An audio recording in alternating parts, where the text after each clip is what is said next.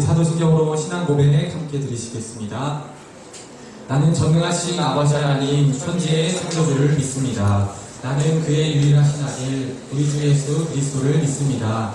그는 성령으로 잉태되어 동정녀 마리아에게 전하시고 본디오 빌라도에게 고난을 받아 십자가에 못 박혀 죽으시고 장사된 지 사흘 만에 죽은 자 가운데서 다시 살아나셨으며 하늘에 오르시어 전능하신 아버지 하나님 우편에 앉아 계시다가 거기로부터 살아있는 자와 죽은 자를 심판하러 오십니다. 나는 성령을 믿으며 거룩한 공교회와 성도의 교제와 죄를 용서받는 것과 몸의 부활과 영생을 믿습니다. 아멘.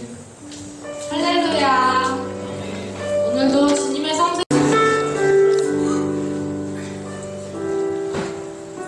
이제 개학한 학교도 있고 아직 방학에 막바지에 있는 친구들도 많은데 그 개학한 가운데서도 주님 잃지 않고 주님이 주신 사명감 가지고 더 주님 믿으면서 나아가셨으면 좋겠고, 그리고 항상 어느 자리에 있든 주님을 높이기 힘쓰고 찬양하기 힘쓰는 여러분이 되셨으면 좋겠습니다.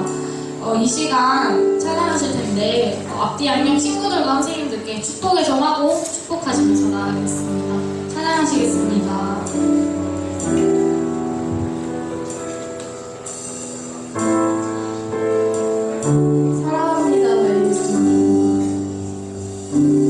사랑합니다.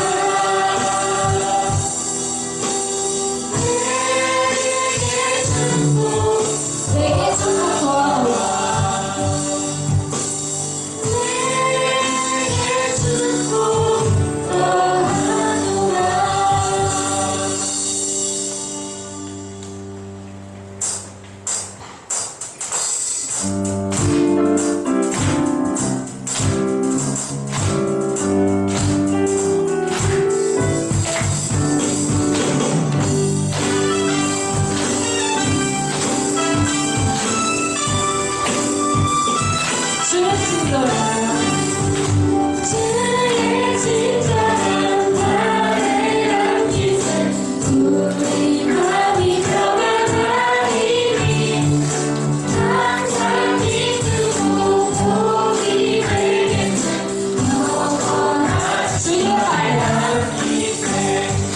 주의 발에 그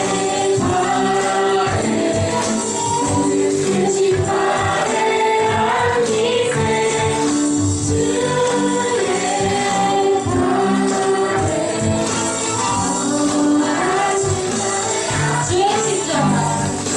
주의 친절한 발을 안기세 우리 마음이 변화하리니 항상 기쁘고 복이 되겠네 영원하신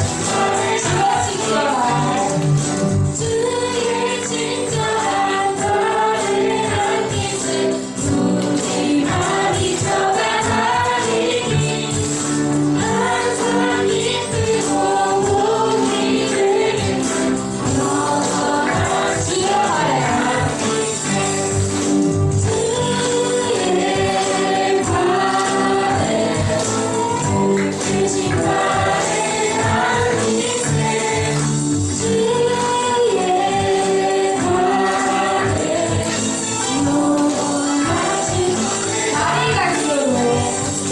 날이 갈수록 주의 사랑은 두루하며 성성가는 길 펴지 나이지 영원한 주의 발에 주의 발에 그 크신 발에 안기세 주의 발에 영원한 주의 발에 안기세 주의 발에 크신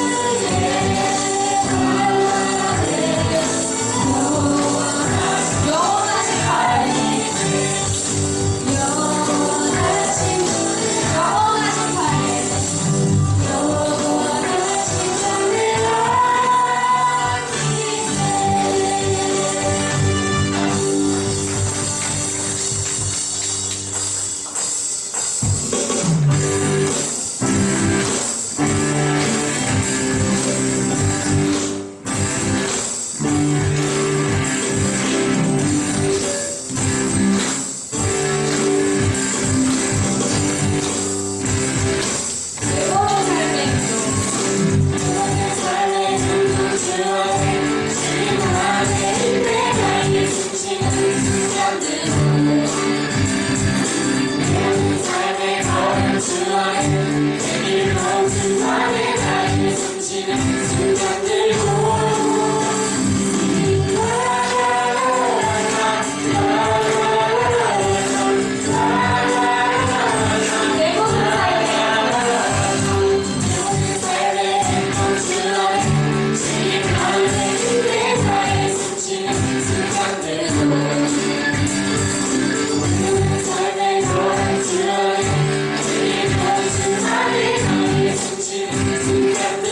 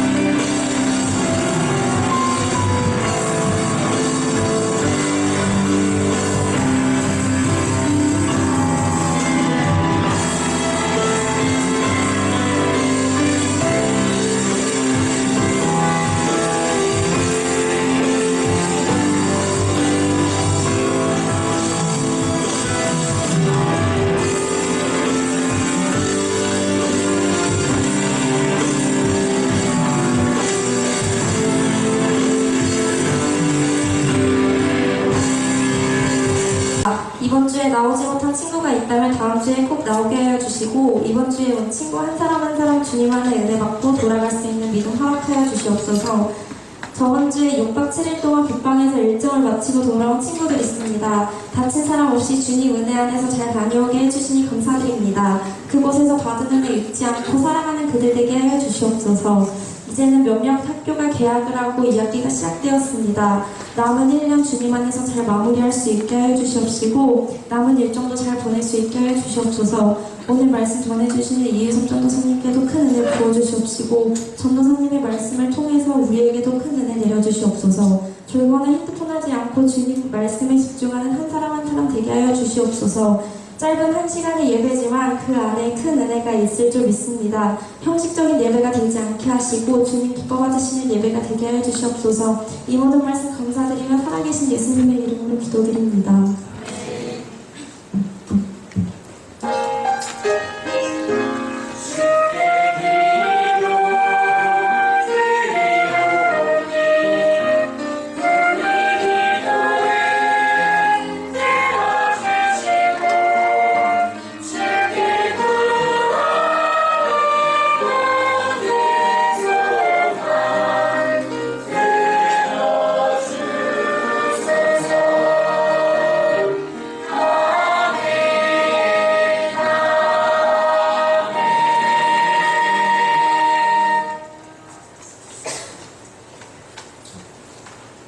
내가 복음을 부끄러워하지 아니하노니 이 복음은 모든 믿는 자에게 구원을 주시는 하나님의 능력이 됨이라. 먼저는 유대인에게요 그리고 헬라인에게로다.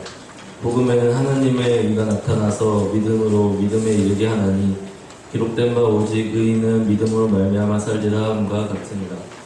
이는 살아계신 하나님의 말씀입니다.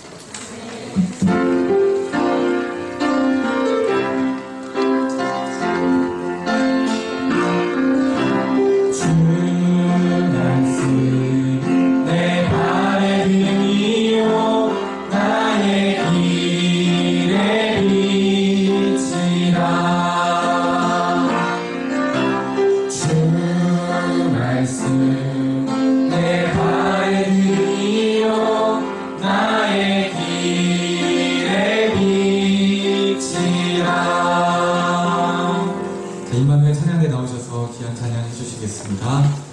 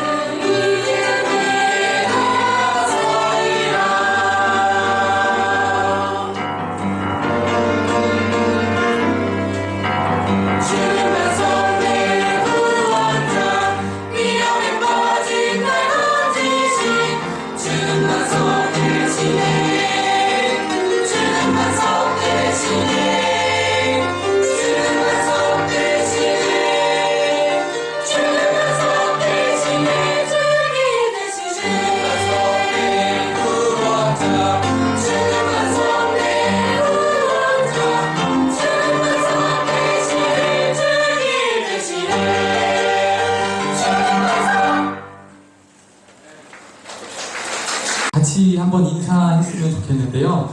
어떻게 인사를 해야 될까 고민을 많이 했습니다. 오늘은 그렇게 한번 해볼게요. 여러분 쇼미더머니 보세요? 보시죠? 제가 가끔 보거든요. 거기서 이렇게 인사를 하더라고요. 기대되시죠? 자, 옆사람 얼굴 보시고 여러분 옆사람 얼굴 보시고 이렇게 인사하겠습니다. 복음은 따라해주세요. 복음은 우리와 함께 갑시다. 이렇게 한번 인사하겠습니다. 다시 한번 복음은 우리와 함께 갑시다. 이렇게 인사해 보겠습니다. 자, 벌써 여름방학이 다 지나갔습니다. 여러분 아쉬우신가요? 아쉬우세요? 방학 때 뭐 많은 것들을 하셨겠지만 빠르게 지나간 속에서 저는 함께 하셨던 주님의 은혜를 보게 됩니다. 아직까지도 여름이 시작이 안 된 것 같아요. 마음 보면 너무 빠르게 지나가서 수련회를 다시 해도 할 수 있을 것 같아요. 제 마음이 그렇습니다. 너무 빨리 이렇게 여름이 지나갔던 것 같습니다. 그렇게 빠르게 흘러갔던 시간 속에서 돌아보니까 하나님께서 우리에게 참 많은 은혜를 주셨다라고 그렇게 생각이 됩니다. 무너진 예배를 다시 쌓게 하시고 수련회를 통해서 우리가 말씀에 다시 서게 하신 것, 이 모든 것 다 하나님의 은혜였습니다. 자, 여러분 수련회의 은혜를 채 나누기도 전에 제가 저번 주에 이제 북방에 비전 트립을 떠나게 되었습니다. 자, 그 18명 함께 갔던 팀원들은 그 중국 땅에서 함께 하신 그 하나님을 경험하고 돌아왔습니다. 여러분 이 여름에 제가 누렸던 은혜를 조금 나눠보자면 이번 여름 사역을 준비할 때 저한테 너무 버겁게만 느껴졌습니다. 어떻게 해야 되지? 어디서부터 준비를 해야 되지? 간사님의 부재 그리고 감독님의 수행 일정이 한 달에 거의 계속 차 있거든요. 수행 그 외에 해야 할 일들 이런 것들이 너무 먼저 보이는 거예요. 그래서 아 내가 할 수 있는 것은 없구나. 그 어느 때보다 더 기도를 하면서 준비를 했습니다. 다행히 하나님께서 주님의 일을 할 동참할 많은 사람들을 붙여주셔서 수련회를 잘 마치게 되었고 비전 트립을 앞두고 있었습니다. 여러분 비전 트립을 출발하기 전에 제 마음이 참 무거웠습니다. 왜냐하면 여름 사역을 100이라고 하면 똑같이 수련회에 50, 비전 트립에 50 이렇게 나눠서 준비를 했어야 됐는데 수련회를 한 70에서 80 정도로 준비를 하고 비전 트립을 20에서 30 정도밖에 준비를 안 했던 것 같습니다. 그래서 수련회가 은혜 가운데 잘 끝났지만 비전 트립을 딱 출발하기 전에 제 마음이 너무 무거운 거예요. 하나님께 너무 죄송했습니다. 이거를 더 잘 준비했어야 됐는데 준비 안 된 이 모습으로 떠나는 거에 대한 죄책감이 있었습니다. 그런데 비전 트립을 출발하는데 공항에서 문제가 생겼어요. 어떤 문제가 생겼냐면 인솔에서 가시는 이호영 권사님이랑 같이 티켓팅을 하러 항공사 직원 앞에 갔어요. 우리 16명의 팀원들은 뒤에서 다 이제 마냥 즐거워 보여요. 이제 비행기 탄다는 모습에 캐리어 두고 신났습니다. 그래서 저랑 권사님이랑 나가서 딱 항공권을 이제 보딩 패스를 받으려고 하는데 그러시는 거예요. 거기 직원이 김나은 예약 안 돼 있는데요. 이 얘기를 하는 거예요. 그래서 순간 얼음이 됐습니다. 이게 무슨 소리지? 제 마음속에 그런 생각이 들었어요. 아, 권사님이 나은이 거를 빠뜨리셨나? 이 생각이 들었어요. 안 되는데. 근데 갑자기 또 누가 빠졌대요. 오영미 선생님이 또 빠졌대요. 그러니 저도 안 돼 있대요. 내용이 없대요. 이름으로 검색해, 그럴 리가 없다고 여권 가지고 막 검색하는데 이름으로 검색해도 항공권이 예약된 게 없다는 거예요. 그렇게 6명의 항공권이 누락이 되었습니다. 막 권사님이 막 난리가 났어요. 당황하시고 땀 삐질삐질 막 흘리시고 가방을 막 뒤지기 시작하십니다. 우리 이 티켓 어딨지? 막 찾아요. 화이트를 꺼내서 막 파일 막 흘렸다가 찾는데 이 티켓이 없는 거예요. 그 인쇄를 해서 그거 우리 여기 있습니다 하고 보여줘야지 증명이 되는데 그걸 안 가지고 오신 거예요. 그래서 순간 큰일 났다, 난리 났다 이 생각이 들었어요. 제 마음속에 내가 잘 준비하지 못해서 이런 일이 벌어진 건가 괜히 막 하나님께 죄송한 마음이 막 들었습니다. 그런데 제 머릿속에 딱 떠오르는 게 있었어요. 비전 트립을 준비하면서 권사님이 티켓을 2군데에서 예약을 하셨거든요. 그런데 저한테 이 티켓을 2개 보내주시고는 그냥 혹시 모르니까 보내주신다 그랬어요. 그래서 제가 이거 뽑아서 가야 되나요? 그러니까 제가 다 뽑았으니까 전도사님 이거 그냥 드리는 거니까 안 뽑아서 그냥 오셔도 된다고 그러시는 거예요. 그래서 전 진짜 안 뽑았거든요. 그런데 항공권이 2개라 그랬잖아요. 둘 중에 제 이름으로 시작하는 항공권 파일이 하나 있었어요. 왜인지 모르겠지만 그거를 제가 저장했던 것이 생각이 났습니다.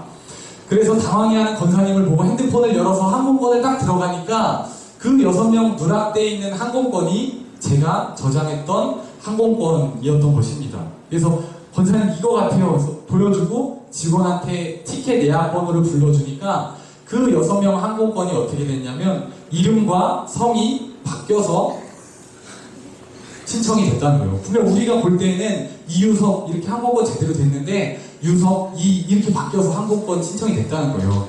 여러분 웃으시지만 상당히 심각한 문제입니다. 왜냐하면 스펠링 하나만 틀려도 비행기에 탈 수가 없거든요. 난리가 난 거죠. 6명 이제 어떻게 해야 되나 막 난리가 났습니다. 그런데 어떻게 얘기를 하다가 놀라운 일이 벌어졌어요. 태워주겠다는 거예요. 6명 같이 팀원으로 왔으니까 이름과 성이 바뀌어 있는데 바꿔서 보내주겠다는 거예요. 근데 한 가지 면책 동의서를 써야 된대요. 우리는 보내줄 수 있지만 중국에서 안 보내주면 돌아오실 수 없습니다. 이 얘기를 하는 거예요. 그래도 가시겠냐고 물어보는 거예요. 답정너잖아요. 답정너. 근데 어떻게 우리 왔는데 6명만 다시 돌아갈 수 없잖아요. 그래서 무조건 간다 그랬죠. 무조건. 네, 해주세요. 거의 될 텐데 혹시나 중국에서 안 된다고 해도 저희는 뭐 환불을 해드릴 수가 없습니다. 어떻게 해드릴 수가 없습니다. 그런 6명이 동의서 사인을 다 하고 비행기로 탑승을 하고 출발하게 되었습니다. 자, 그 출발하는 가운데 몇몇 선생님들이랑 이런 나눔을 했어요. 우리 팀이 정말 위대하구나. 우리가 그 땅에 가서 품지 말아야 할 마음들이 있기 때문에 보면 안 될 것들이 있기 때문에 우리를 막는 어떠한 세력들이 있는 것 같다. 이런 나눔을 했어요. 그런데 더 놀라운 것은 우리를 막는 세력보다 그 땅에 인도하시는 하나님의 계획이 더 큰 것 같다라는 이런 고백을 나누고 비행기에 탑승해서 이동하게 되었습니다. 자, 그때부터는 모든 것이 은혜였어요. 제 마음속에 막 너무 조마조마한 거예요. 너무 조마조마. 내가 잘 준비 못해서 무슨 일이 또 터지면 어떡하지? 계속 그런 고민을 했습니다. 자, 그렇게 찾아간 중국 땅에서 한 선교사님을 만나게 됩니다. BNC라고 해서 비즈니스 선교를 하는 선교사님이었는데 그 선교사님과 말씀을 나눌 시간이 있었어요. 우리에게 주어진 시간이 한 2시간입니다. 보니까 그 선교사님이 강의가 여러 개가 있어요. 1, 2, 3 말고 여러 가지 강의가 있는데 우리랑 하다 보니까 이 선교사님 마음속에 하나님께서 계속 해야겠다는 마음을 막 부어주셨대요. 그래가지고 1, 2, 3강을 나눠서 안 하고 한 번에 짬뽕해서 그냥 완전 진수만 우리가 듣는 거예요. 근데 정말 놀라운 일이 뭔지 아세요? 여러분 그 말씀을 나누고 듣고 있는데 성경 얘기를 막 하시는 거예요. 성경 얘기를 하시는데 우리 학생들이 너무나 잘 아는 말씀을 하는 거예요. 제가 진짜 깜짝 놀랐습니다. 말씀을 하는데 우리가 수련회 때 비블리오 드라마 했잖아요. 그 8개의 본문을 가지고 함께 몸으로 부딪혔던 본문들을 계속 말씀을 하시는 거예요. 진짜 속으로 너무 깜짝 놀랐어요. 뭐 여리고성 얘기도 나오고 뭐 아브라함 얘기도 나오고 뭐 기생나함 얘기 나오고 이러니까 기생나함 이러니까 애들이 호원이 이러면서 막 좋아요 엄청. 그러니까 서로 막 저가 너무 놀란 거예요. 이게 뭐지? 이 상황 도대체 뭐지? 이렇게 된 거예요. 그러면서 제 마음속에 무거웠던 짐이 확 풀어지게 되었습니다. 드는 생각이 하나님께서 주신 마음이 그거였습니다. 수련회랑 비전트리 너는 따로따로 생각해서 따로 준비하려고 했는데 그게 아니야. 이 수련회, 비전트립도 수련회의 연속성이야 라는 마음을 주셨어요. 그리고 정말 놀라운 게 선교사님이 마지막 말씀을 정리하는데 진짜 깜짝 놀랐잖아요. 우리 팀원들 막 다 으아 막 이랬어요. 뭐냐면 우리 주제 성구 있잖아요. 페이스타임 히브리서 11장 6절 가지고 말씀을 끝내시는데 너무 깜짝 놀랐어요. 진짜 이거는 진짜 하나님이 아니고서야 하실 수 없는 일들이 막 성교지에서 벌어지는 거예요. 그래서 이 말씀을 딱 하시는 순간 제 마음속에 모든 것이 무너졌습니다. 주님께서 하셨군요. 제가 기도하지 못했다 그래서 제 마음이 무거워서 힘들어 했는데 주님께서 하셨던 것이었군요. 이 마음이 드니까 다음부터는 아예 그냥 고속도로가 뚫렸어요. 제 마음이 너무 자유해지고 가는 곳곳마다 은혜를 경험하게 되었습니다. 자, 여러분, 서론이 길었지만 제가 말하고자 하는 것은 바로 이것입니다. 여러분, 수련회를 통해서 말씀을 심었더니 하나님께서 역사하신다는 거예요. 이것을 분명히 알게 되었습니다. 여러분, 우리 로마서를 가지고 이제 말씀을 심기로 여러분들과 결단을 했습니다. 여러분, 이 말씀을 통해서, 이 성경 읽기를 통해서 여러분들 한번 해보자라는 그런 마음을 가지시기를 소망합니다. 우리가 아무것도 안 하고 하나님의 그 일하심을 바란다면 우리가 너무 그런 사람이겠지요. 우리가 뭔가를 해야지 하나님께서도 우리에게 더 많은 은혜를 부어주실 줄 믿습니다. 여러분, 이 말씀을 통해서 한번 나도 해보고 싶다라는 결단이 일어나기를 소망합니다. 자, 그러면 말씀 심기를 결단하는 이 시간, 왜 로마서인가? 라는 물음이 있으실 것입니다. 성경 참 많은데 어떤 말씀을 가지고 여러분들과 말씀 심기를 시작할까 고민을 하고 기도하던 중에 이 로마서를 함께 읽어 나아가야겠다는 마음이 들었습니다. 여러분, 성경 모두 몇 권으로 이루어져 있을까요? 아세요 혹시? 몇 권? 66권으로 이루어져 있습니다. 구약이 몇 권일까요? 자, 신약이 몇 권일까요? 신약 27권입니다. 39, 27 이렇게 하면 편해요. 구약이 32권이고 신약이 27권입니다. 여러분, 이거는 상식으로 외워두셔야 돼요. 자, 66권 중에 왜 로마서를 제가 선택을 했을까요? 자, 이 로마서는 특별한 책입니다. 하나님께서 로마서를 통해서 얼마나 많은 사람들을 바꾸셨는지 모릅니다. 우리가 잘 알고 있는 성 어거스틴이라든지 종교개혁을 시작했던 마틴 루터, 그리고 감리교회의 창시자 존 웨슬리, 이런 사람들을 변화시킨 성경으로도 참 유명합니다. 그리고 이 한 사람의 인생과 그리고 가정과 가문과 나라와 민족과 세계교회의 역사를 바꾼 놀라운 책이 바로 이 로마서이기 때문입니다. 자, 이 로마서는 복음을 가장 정확하게 그리고 가장 탁월하게 증거해주는 성경입니다. 그래서 우리가 이 로마서에 복음에 대한 기초를 쌓지 않고서 우리 신앙은 계속 무너질 수밖에 없다는 것을 깨닫게 되었습니다. 그래서 로마서를 여러분들과 함께 다시금 쌓아가야겠다는 생각을 하게 되었습니다.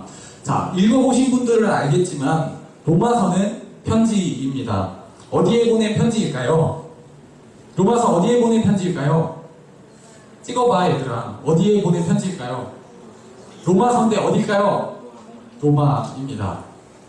자, 로마 교회에 보낸 편지예요. 여러분, 로마 교회 하면 어떤 생각이 떠오르세요? 어떤 느낌이 드세요? 로마 교회. 어떤 느낌이 들어요? 상준아, 어떤 느낌이 드냐? 로마 교회. 아무 생각이 없니? 로마 교회 하면 여러분 어떤 생각이 드세요?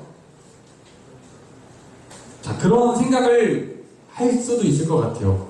모든 길은 어디로 통한다? 로마로 통한다 라는 말이 있어요. 당시 전 세계의 수도와도 같았던 이 로마의 교회가 있었습니다. 그래서 이걸 들었을 때 어찌 보면 그렇게 생각할 수도 있어요. 당시 전 세계의 수도에 교회가 있었으니까 이 교회는 엄청날 거야, 어마어마할 거야, 이렇게 생각할 수 있을 것 같습니다. 그런데 로마 교회는 역사상 가장 비참한 고난을 당했던 교회가 바로 이 로마 교회였습니다.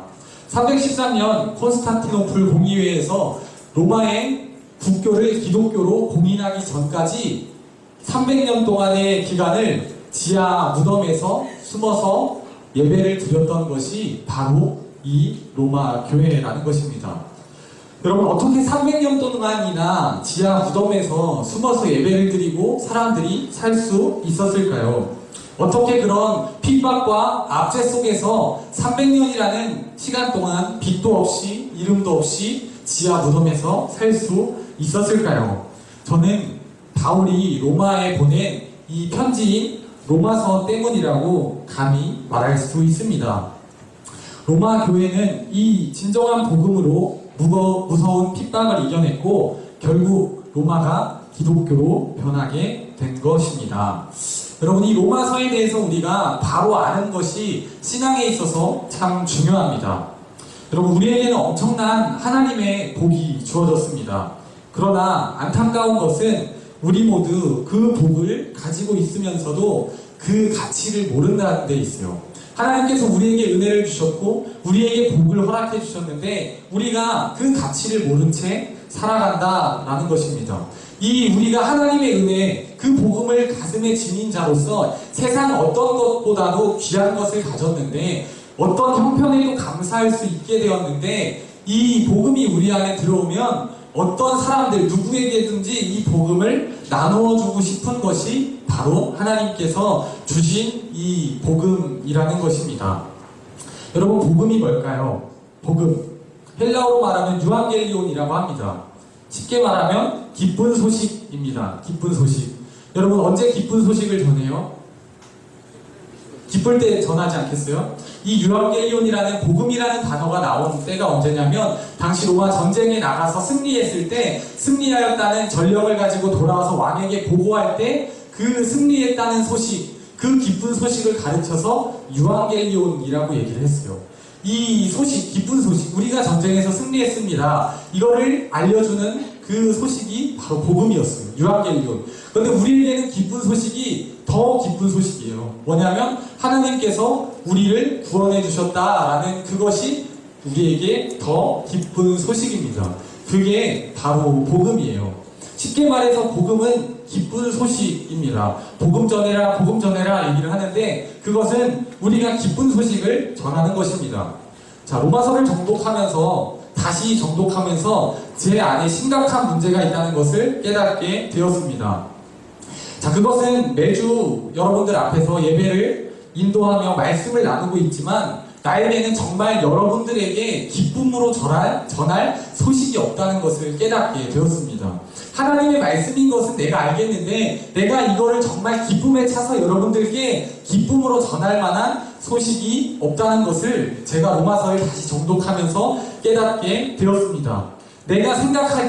제가 생각하기에 하나님의 은혜라고 하며 여러분들 앞에서 외쳤던 것들이 여러분들에게 스며들지 못했던 것은 그 복음이 나 혼자만의 복음, 나의 만족을 채워주는 복음이었기 때문입니다.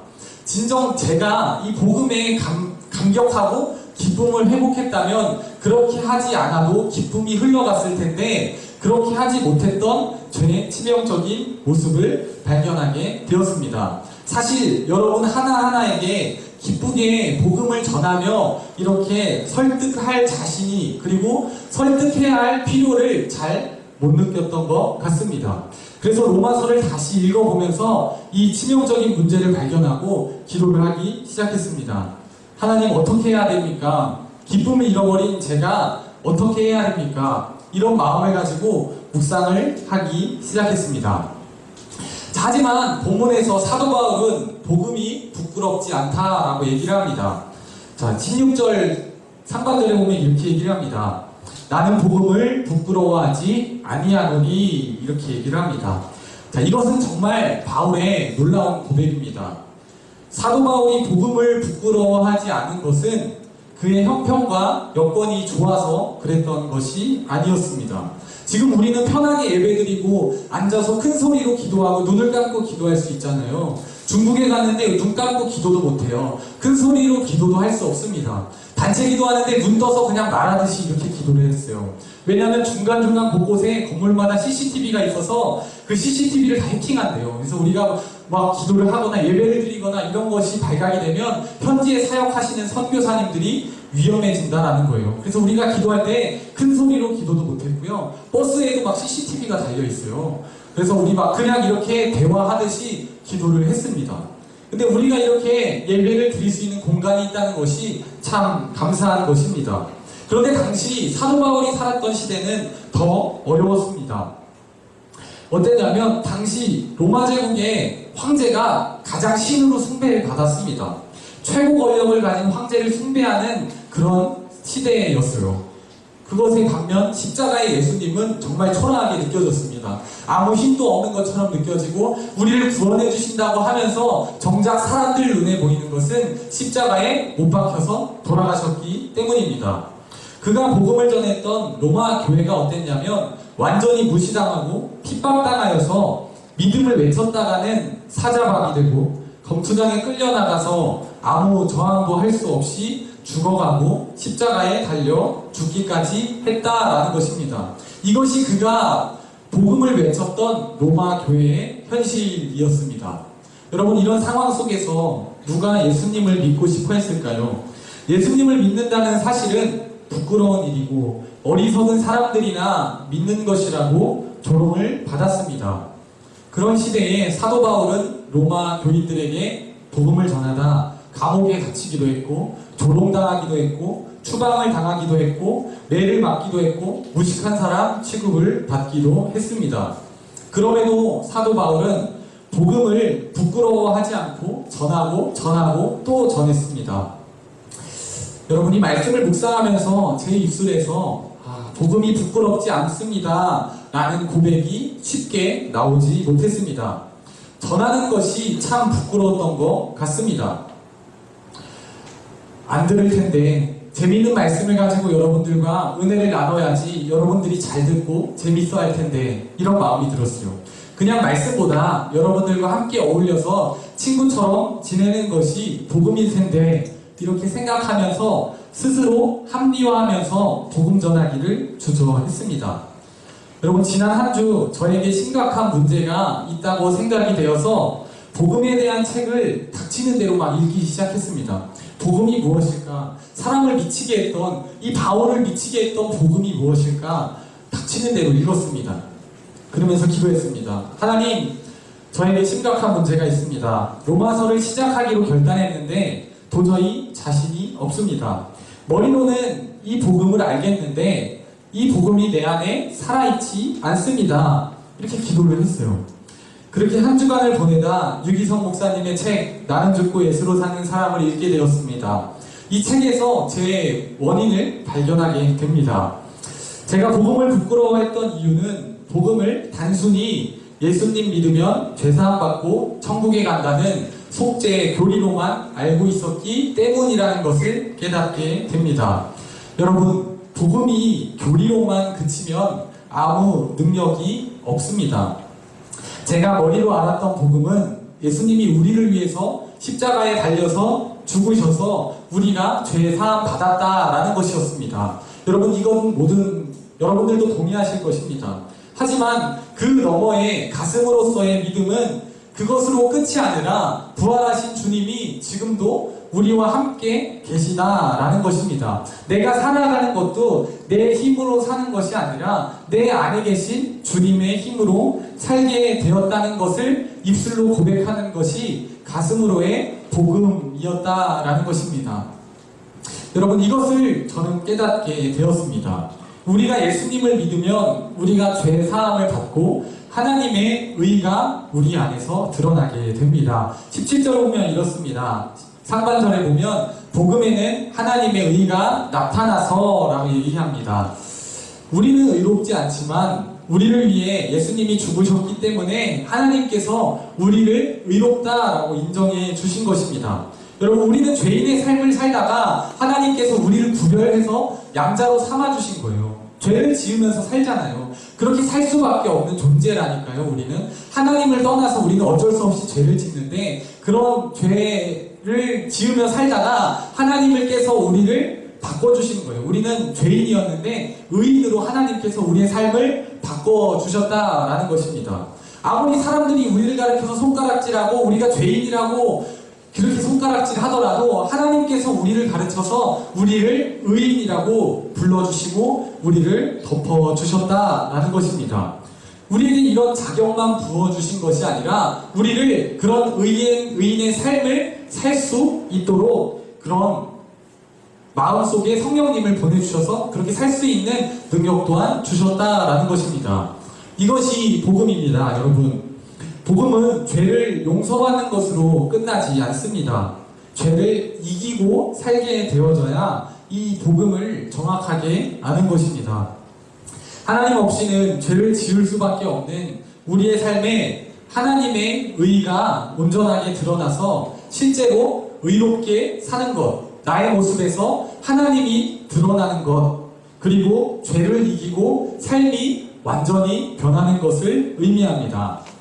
여러분, 사람을 죽인 어떤 사람이 있다고 칩시다. 그 사람이 사형 선고를 받았습니다. 그런데 어떠한 이유로 그 사람의 죄가 사면된다면 그 사람에게 있어서 그 사면됐다는 소식은 참 큰 은혜일 것입니다. 그런데 이 사람이 출소했습니다. 출소해서 나가서 그 은혜에 감격하면서 이제 착하게 살아야지 라면 좋겠는데 다시 다른 사람을 죽이는 그런 삶을 산다면 그를 사면해준 일이 잘한 일일까요? 우리가 십자가를 통해서 받은 용서는 이런 용서가 아닙니다. 많은 그리스도인들이 용서받은 것, 모든 죄가 사함받은 것 이 자체만 복음이라고 생각합니다. 교회 왜 다녀? 이렇게 물어보면 예수 믿고 천국 가려고요 라고 얘기를 한다면 이것은 반쪽짜리 복음이라는 것입니다. 그래서 이렇게 생각하는지도 모르겠습니다. 한 주간 막 살다가 금요일 토요일 되면 마음이 어려워집니다. 내가 하나님을 멀리 떠나 살던 지난 일주일이 떠오릅니다. 마음이 어려워하고 두려워하는 마음으로 교회 안 나가면 하나님이 나를 벌하시겠지, 이런 두려워하는 마음 가지고 교회 나와서 예배를 드립니다.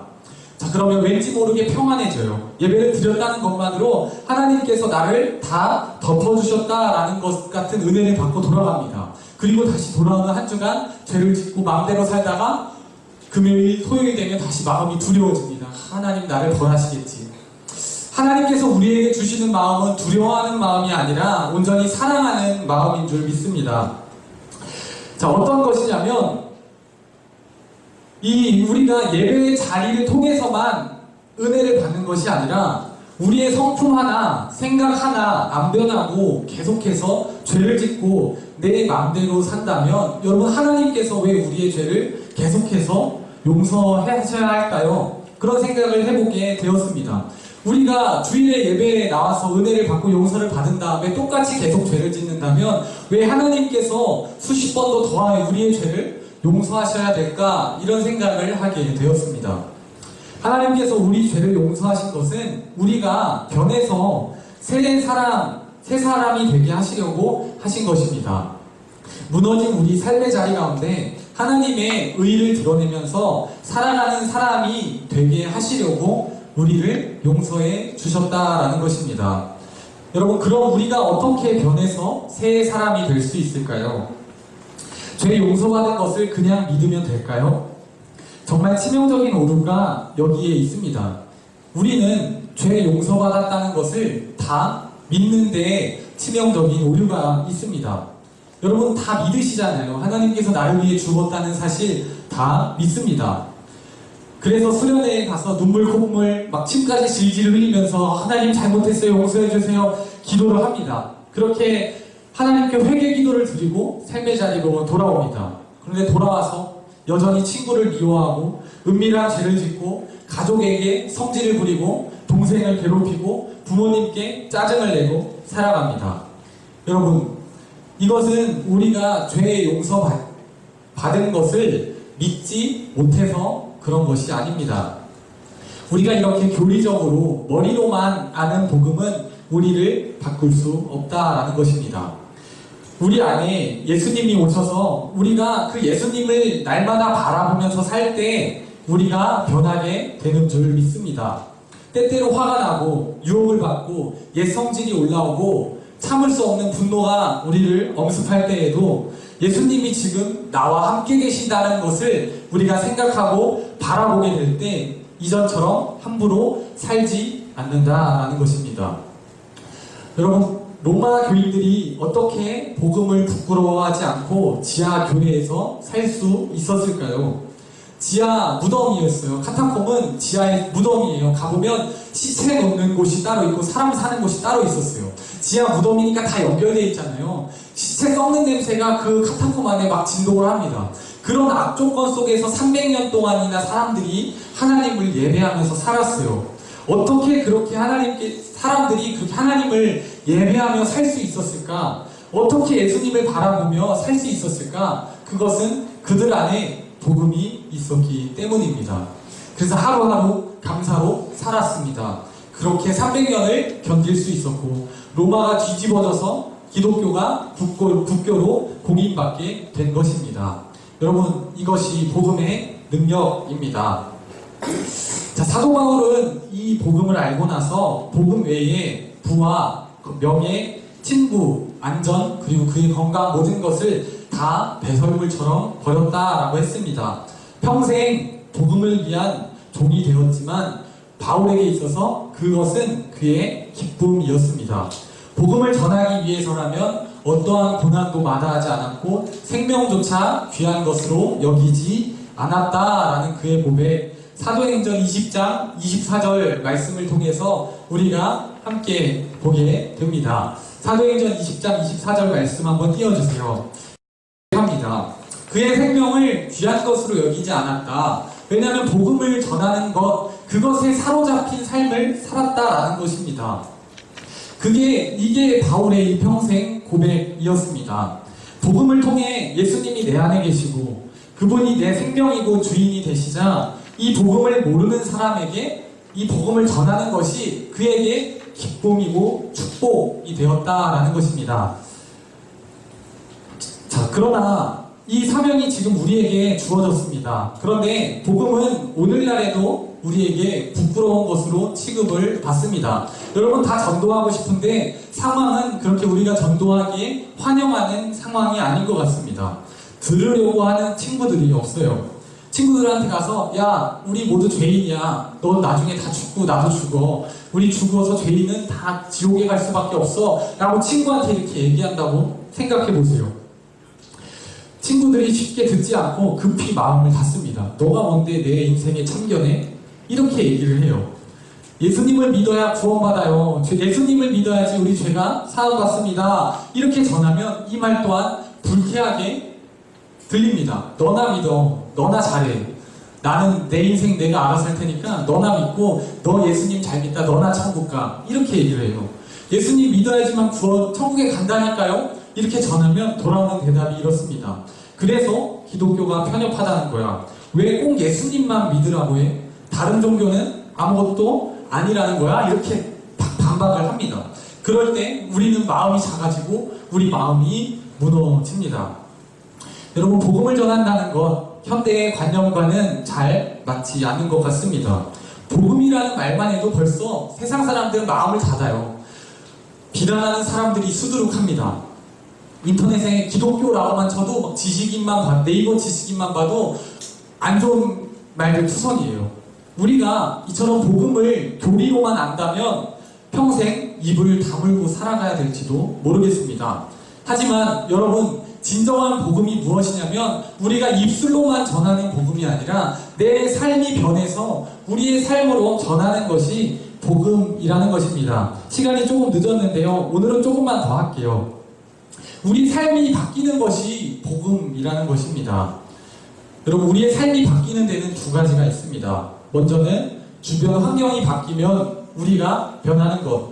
그리고 또 다른 하나는 우리가 바뀌어서 주변 환경이 바뀌는 것. 이 두 가지가 있습니다. 그런데 여러분, 복음을 믿고 예수님을 믿는다는 것은 예수님이 우리 마음속에 계시기 때문에 우리의 내면을 완전하게 변화시킨다는 것을 말해요. 그렇게 얘기를 믿는 사람들이 있어요. 저 살다가 내 삶이 조금 안정화되면 그때 교회 다닐게요. 이때까지만, 시험 끝나면 교회 열심히 나갈게요. 이렇게 얘기를 하는 사람들이 있습니다. 하지만 진정한 복음이 무엇이냐면 그런 상황과 상관없이 내 마음속에 예수님이 계시기 때문에 내 마음이 바뀌어서 그때부터 시작하는 것이 바로 복음이라는 것입니다. 여러분, 한 젊은이와 스승이 있었습니다. 이 젊은 사람은 세상에 대한 불평과 불만을 많이 가지고 있었습니다. 보는 것마다 부정적인 것이 먼저 떠올랐고 날마다 투덜거리며 그의 입술에서는 불만이 가득했습니다. 그래서 스승을 찾아가서 이 세상에 향한 불만과 불평을 다 토로했습니다. 살기 너무 힘들고 이 세상은 불합리하다고 불평을 계속 늘어놓았습니다. 그러자 이 스승이 제자를 데리고 제자에게 소금 한 사발과 물컵을 가지고 오라 얘기를 했습니다.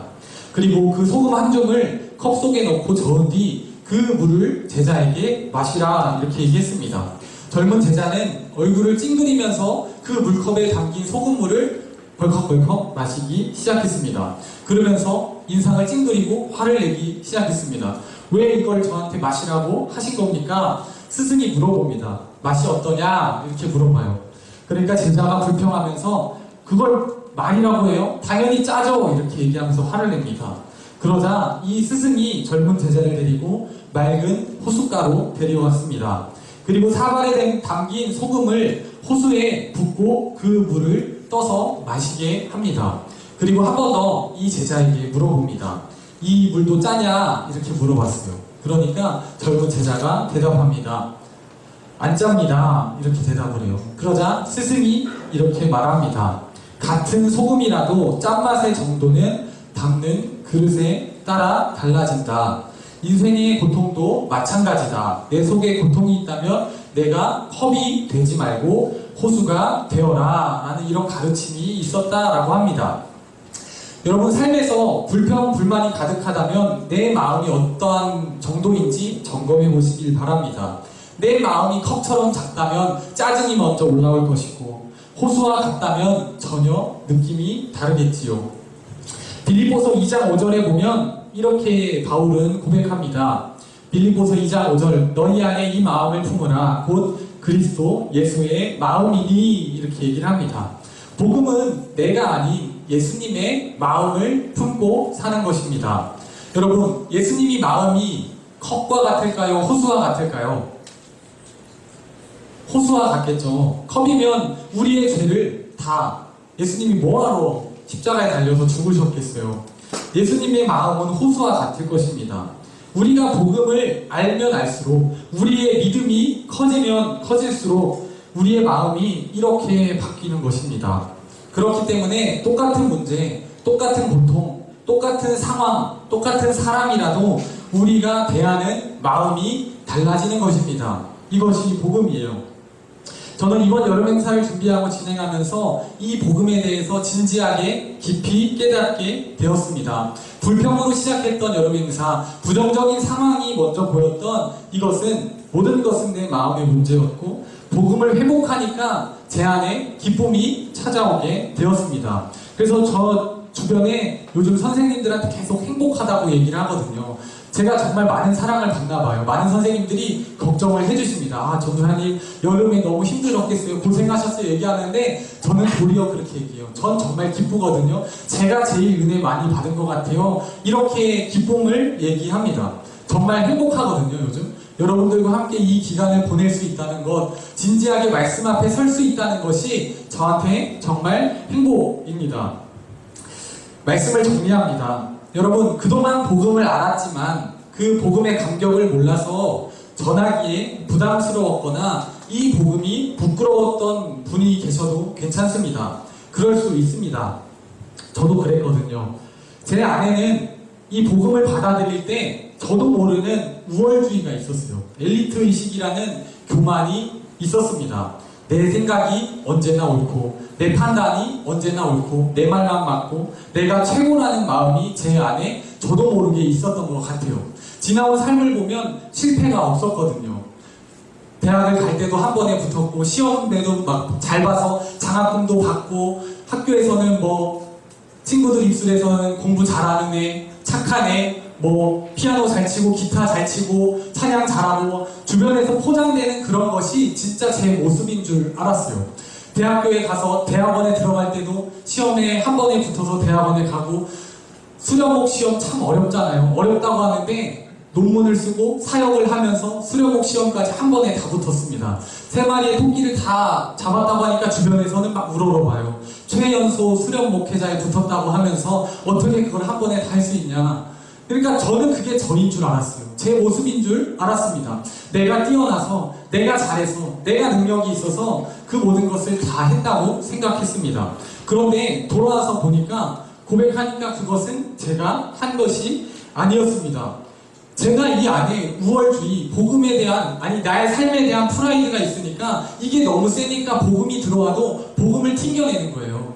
복음에 대해서 내가 머리로, 아 그래 나 이거 알아, 나 알고 있어, 내가 전도사인데 모르겠어? 얘기를 하면서 계속 막 그거를 튕겨내는 거예요. 이미 알고 있으니까 마음을 차단했던 것 같습니다. 그런데 복음이 제 안에 스며들기 시작하니까 제 모습들이 무너지기 시작했습니다. 내가 했다고 생각하는 것들이 다 하나님이 했다라고 이렇게 생각되기 시작했습니다. 내가 뛰어나서 한 것이 아니라 청직이라는 신앙이 생기기 시작했어요.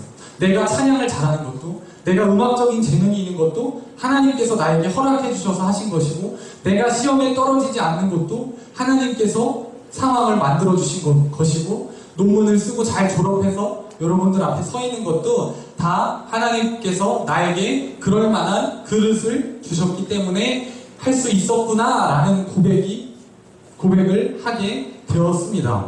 여러분, 이런 고백이 제 안에 생기니까 복음이 다르게 받아들여지기 생각했습니다. 여러분들 또한 이런 결단이 있기를 소망해요. 로마서를 준비하며 제 안에 복음에 대해 다시 한번 생각하는 시간이 되었습니다. 그래서 여러분들과 나누고 싶은 거예요. 여러분들에게 도전하고 싶은 것입니다. 매주 이제 성경 읽기가 시작되었습니다. 이제 로마서를 같이 읽어 나갈 겁니다. 이 로마서 여정을 통해서 복음을 정확히 깨닫고 예수님의 말씀을 분명히 만나시기를 소망합니다. 여러분들이 삶의 자리 가운데서 아무것도 하지 않고 은혜를 바랄 수 없습니다. 우리가 말씀을 조금씩 심어 나갈 때 그 말씀이 우리를 지키고 그 말씀이 우리 안에서 살아서 역사하실 것입니다. 그렇게 될 때 우리 삶이 바뀌게 될 것입니다. 우리 삶이 그렇게 바뀌면 우리가 예수 믿으세요 라고 따로 복음을 전하지 않아도 우리 삶 자체가 복음이 될 줄 믿습니다. 오늘도 우리는 그런 결단을 합니다. 여러분 마음속에 훼손된 복음이 있다면, 우리 안에 기쁨이 사라졌다면 그 기쁨을 회복시켜달라고, 그 복음을 하나님께서 회복시켜달라고 우리 함께 기도하고 결단하면서 한 주간 말씀을 심으시며 살아가시는 우리 중고등부 여러분들 되시기를 주님의 이름으로 소망합니다. 함께 기도하시겠습니다. 사랑하는 하나님, 감사합니다. 모든 것이 주님의 은혜임을 우리가 고백합니다. 주님의 은혜가 우리 가운데 주어졌고, 주님 우리와 함께 하셨고, 우리에게 많은 것을 허락해 주셨는데, 우리가 그것을 깨닫지 못하고 내가 한 것처럼 느끼고 내 생각이 주님의 생각보다 너무 커서 주님을 멀리했던 우리의 지난 날을 떠올립니다. 하나님, 지난 삶을 돌아보면 하나님 없이 살았던 삶은 죄의 연속이었습니다. 하나님, 우리가 하나님 안에 거하고 성령님 우리 안에 계시니 우리의 죄를 해결해 주셨고, 우리가 우리 안에 계신 주님으로 살게 되었습니다. 돌아오는 한 주간 삶 속에서도 내 뜻대로 살지 않게 하시고 이 복음에 대해 고민하면서 말씀을 심으며 살 수 있는 결단을 허락하여 주시옵소서. 감사드리며 예수님의 이름으로 기도드렸습니다. 아멘. 나일만 받으소서 찬양하시면서 준비하신 예물, 나의 맘 받으소서. 오셔서 주님의 처소 삼으소서. 나의 전부이신 주여 내 마음을 받아주소서. 한번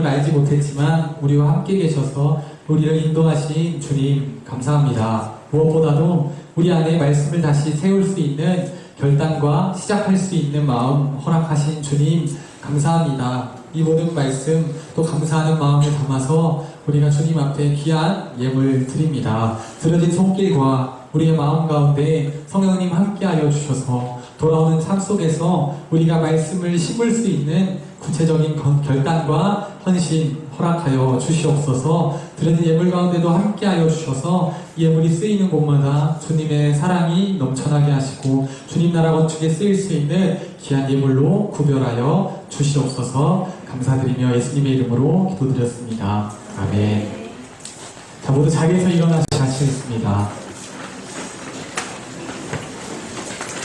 사랑하는 여러분, 복음을 들고 세상에 나가 그리스도의 평화를 심으십시오. 아멘. 복음을 듣고 그냥 말씀을 듣고 세상을 향해 나아갈 수 있는 우리 중고등부 여러분 되시기를 소원합니다. 마지막 저희 찬양 바로부터 시작하겠습니다. 좁은 하루 위로 밝은 태양 떠오르시 나 주저하지 않으리 어려움 메고 주의 길을 선택하리 이 가운데로 걸으리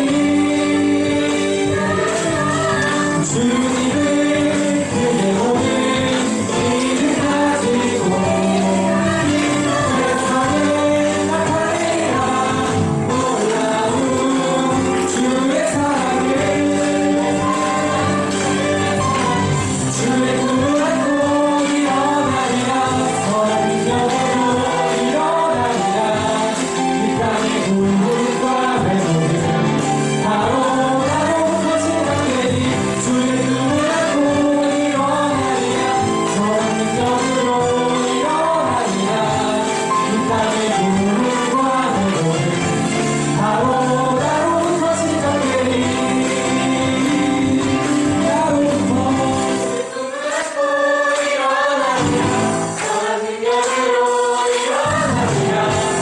이 땅의 부흥과 회복은 바로 나로부터 시작되리 주의 꿈을 안고 일어나리라 선한 능력으로 일어나리라 이 땅의 부흥과 회복은 바로 나로부터 시작되리 저희 하나님의 영광을 박수로 드리겠습니다. 주님 가르쳐주신 주기도문 하시겠습니다. 하늘에 계신 우리 아버지, 아버지의 이름을 거룩하게 하시며 아버지의 나라가 오게 하시며 아버지의 뜻이 하늘에서와 같이 땅에서도 이루어지게 하소서. 오늘 우리에게 일용할 양식을 주시고 우리가 우리에게 잘못한 사람을 용서하여 준 것 같이 우리 죄를 용서하여 주시고 우리를 시험에 빠지지 않게 하시고 악에서 구하소서. 나라와 권능과 영광이 영원히 아버지의 것입니다. 아멘.